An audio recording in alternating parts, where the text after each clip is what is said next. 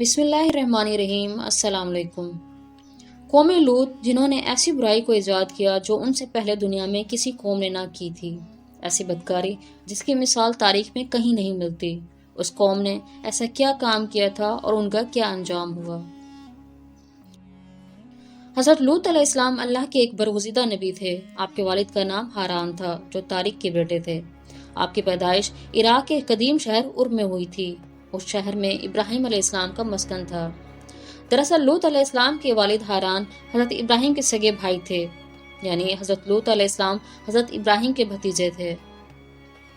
چونکہ حضرت لوط علیہ السلام کے والد ان کے بچپن میں ہی انتقال کر چکے تھے، لہذا حضرت لوط کو حضرت ابراہیم نے بیٹا بنا کر پالا تھا۔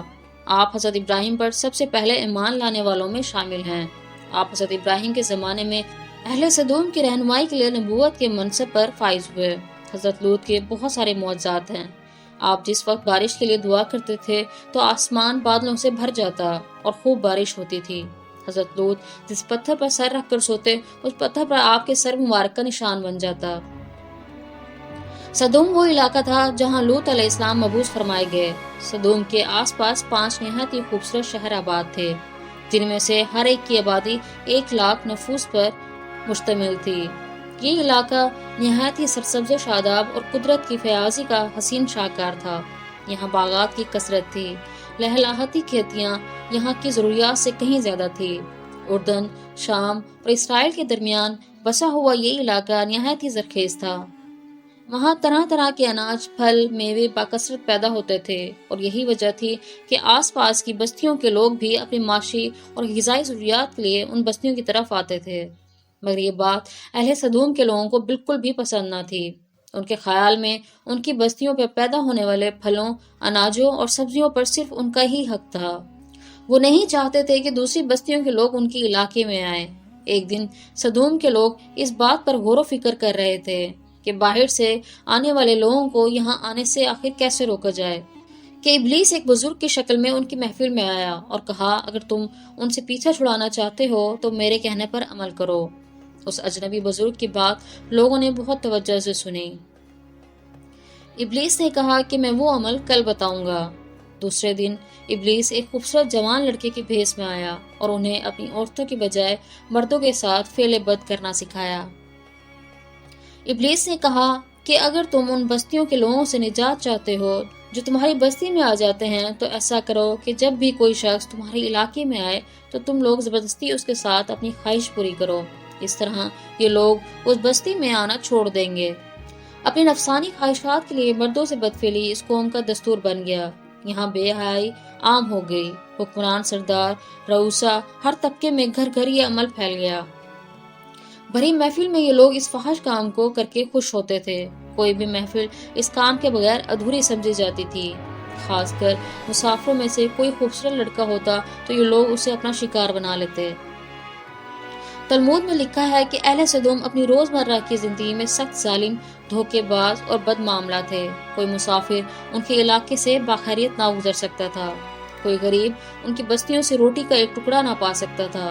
بارہا ایسا ہوتا کہ باہر کا آدمی ان کے علاقے میں پہنچ کر فاقوں سے مر جاتا اور یہ اس کے کپڑے اتار کر اس کی لاش کو برہنہ دفن کر دیتے۔ اپنی وادی کو انہوں نے ایک باغ بنا رکھا تھا جس کا سلسلہ میلوں تک پھیلا ہوا تھا۔ اس باغ میں وہ انتہائی بے حیائی کے ساتھ اعلانیہ بدکاریاں کرتے تھے۔ حضرت لوط علیہ السلام نے انہیں توحید کی دعوت دی اور بدکاری کے اس گھنونے عمل سے توبہ کرنے کا حکم دیا۔ حضرت لوط نے کہا، تم بے حیائی کیوں کرتے ہو کہ تم عورتوں کو چھوڑ کر لذت حاصل کرنے کے لیے مرد کی طرف مائل ہوتے ہو؟ حقیقت یہ ہے کہ تم احمق لوگ ہو۔ حضرت لوط اہل سدوم کو دن رات واعظ و نصیحت کیا کرتے، لیکن قوم پر اس کا کوئی اثر نہ ہوا، بلکہ وہ بہت فخریہ انداز میں یہ کام کرتے تھے۔ انہیں حضرت لوط کا سمجھانا بھی برا لگتا تھا، لہٰذا انہوں نے صاف صاف کہہ دیا کہ اگر تم ہمیں اسی طرح برا کہتے رہے اور ہمارے کاموں میں مداخلت کرتے رہے تو ہم تمہیں اپنے شہر سے نکال دیں گے۔ حضرت لوط نے نصیحت و تبلیغ کا سلسلہ جاری رکھا، لہٰذا ایک دن اہل سدوم نے خود ہی عذاب الہی کا مطالبہ کر دیا۔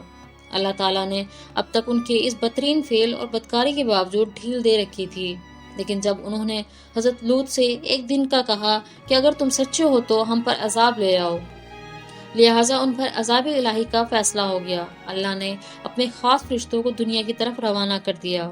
یہ فرشتے دراصل حضرت جبرائیل علیہ السلام، میکائیل علیہ السلام اور اسرافیل علیہ السلام تھے۔ پھر یہ فرشتے حضرت لوط علیہ السلام کے گھر تشریف لے آئے۔ حضرت لوط نے جب ان خوبصورت 9 عمر لڑکوں کو دیکھا تو سخت گھبراہٹ اور پریشانی میں مبتلا ہو گئے۔ انہیں یہ خطرہ محسوس ہوا کہ اگر ان کی قوم کے لوگوں نے انہیں دیکھ لیا تو نہ جانے وہ ان کے ساتھ کیا سلوک کریں گے۔ حضرت لوط کی بیوی کا نام وائلہ تھا۔ وہ آپ پر ایمان نہ لائی تھی اور وہ دراصل منافقہ تھی۔ وہ کافروں کے ساتھ تھی، لہٰذا اس نے جا کر اہل سدوم کو یہ خبر دے دی کہ لوط کے گھر نوجوان لڑکے مہمان ٹھہرے ہیں۔ یہ سن کر بستی والے دوڑتے ہوئے حضرت لوط کے گھر پہنچے۔ حضرت لوط نے کہا، اے قوم، یہ جو میری قوم کی لڑکیاں ہیں یہ تمہارے لیے جائز اور پاک ہیں۔ اللہ سے ڈرو اور مجھے میرے مہمانوں کے سامنے رسوا نہ کرو۔ کیا تم میں کوئی بھی شائستہ آدمی نہیں؟ حضرت لوط کی بات سن کر وہ لوگ بولے، تم بخوبی واقف ہو کہ ہمیں تمہاری بیٹیوں سے کوئی حاجت نہیں، اور جو ہماری اصل چاہت ہے اس سے تم بخوبی واقف ہو۔ قوم لوط کے اس بے شرمانہ جواب سے اندازہ لگایا جا سکتا ہے کہ وہ فعل بد میں کس حد تک مبتلا ہو چکے تھے۔ جب حضرت لوط علیہ السلام کی قوم ان کے گھر کی طرف دوڑی تو حضرت لوط نے گھر کے دروازے بند کر دیے اور ان نوجوانوں کو ایک کمرے میں چھپا دیا۔ ان بدکار لوگوں نے آپ کے گھر کا گھیراؤ کیا ہوا تھا اور ان میں سے کچھ گھر کے دیوار پر بھی چڑھے ہوئے تھے۔ حضرت لوط اپنے مہمانوں کی عزت کے خیال سے بہت زیادہ گھبرائے ہوئے تھے۔ فرشتے یہ سب منظر دیکھ رہے تھے۔ جب انہوں نے حضرت لوط علیہ السلام کی بے بسی اور پریشانی کا یہ عالم دیکھا تو حقیقت سے پردہ اٹھاتے ہوئے یوں فرمایا، اے لوط، ہم تمہارے رب کے بھیجے ہوئے فرشتے ہیں، یہ لوگ ہرگز تم تک نہیں پہنچ سکیں گے۔ ابھی کچھ رات باقی ہے، تم اپنے گھر والوں کو لے کر چل دو اور تم میں سے کوئی شخص پیچھے مڑ کر نہ دیکھے۔ اہل سدوم حضرت لوط کے گھر کا دروازہ توڑنے پر بازد تھے، لہٰذا حضرت جبرائیل علیہ السلام نے گھر سے باہر نکل کر اپنے پر کا ایک کونا انہیں مارا، جس سے ان سب کی آنکھوں کی پتلیاں باہر نکل آئیں اور بصارت زائل ہوگی۔ یہ خاص عذاب ان لوگوں کو پہنچا جو حضرت لوط کے پاس بدنیتی سے آئے تھے۔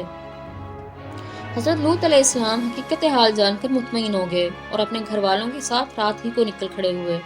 ان کی بیوی بھی ان کے ساتھ تھی، لیکن کچھ دور جا کر وہ واپس اپنی قوم کی طرف پلٹ گئی اور قوم کے ساتھ جہنم رسید ہو گئی۔ صبح کا آغاز ہوا تو اللہ کے حکم سے حضرت جبرائیل نے بستی کو اپنے پر سے اکھاڑ دیا اور پھر اپنے بازو پر رکھ کر آسمان پر چڑھ گئے، یہاں تک کہ آسمان والوں نے بستی کے کتے کے بھونکنے اور مرغوں کے بولنے کی آوازیں سنی۔ پھر اس بستی کو زمین پر دے مارا، جس کے بعد ان پر پتھروں کی بارش ہوئی۔ ہر پتھر پر مرنے والے کا نام لکھا ہوا تھا۔ جب یہ پتھر ان کو لگتے تو سر پاش پاش ہو جاتے۔ صبح سویرے شروع ہونے والا یہ عذاب اشراق تک پوری بستی کو نیست و نابود کر چکا تھا۔ قوم لوط کی ان خوبصورت بستیوں کو اللہ نے ایک انتہائی بدبودار اور سیاہ جھیل میں تبدیل کر دیا، جس کے پانی سے رہتی دنیا تک کوئی فائدہ نہیں اٹھا سکتا۔ سمندر کے اس خاص حصے میں کوئی جاندار، مچھلی، مینڈک وغیرہ زندہ نہیں رہ سکتی، اس لیے اسے ڈیڈ سی یعنی بحیرہ مردار کہا جاتا ہے، جو اسرائیل اور اردن کے درمیان واقع ہے۔ ماہرین آثار نے 10 سالوں کی تحقیق و جستجو کے بعد اس تباہ شدہ شہر کو دریافت کیا تھا۔ تحقیقات سے پتہ چلتا ہے کہ اس شہر میں زندگی بالکل ختم ہو چکی ہے۔ اس شہر کے راستے اور کھنڈرات کو دیکھ کر آرکیولوجسٹ یہ اندازہ لگاتے ہیں کہ جب یہ شہر تباہ ہوا تو اس وقت لوگ روزمرہ کے معمولات کے کاموں میں مشغول تھے اور یہاں زندگی اچانک ختم ہو گئی۔ اہل سدوم جنہیں پتھر بنا دیا گیا تھا، ان کے بت ابھی تک بحیرہ مردار کے پاس موجود ہیں، جو تا قیامت لوگوں کے لیے ایک عبرت ہیں۔ آج یورپی ممالک میں انسانی آزادی کے نام پر اس بدکاری کی اجازت دی جاتی ہے اور اس فحش عمل کو فخر سمجھا جاتا ہے، مگر یہ حقیقت ہے کہ ہم جنس پرستی بالکل فطرت کے خلاف ہے، جس سے انسانی معاشرہ تباہ و برباد ہو جاتا ہے۔ روایتوں کے مطابق ایک مرتبہ حضرت سلیمان علیہ السلام نے شیطان سے پوچھا کہ اللہ کے نزدیک سب سے بدترین عمل کیا ہے؟ ابلیس بولا، جب مرد مرد سے بدفعلی کرے اور عورت عورت سے خواہش پوری کرے۔ حضرت ابن عباس سے روایت ہے کہ رسول اللہ صلی اللہ علیہ وآلہ وسلم نے فرمایا کہ اس شخص پر اللہ پاک کی لعنت ہو جو قوم لوط والا عمل کرے۔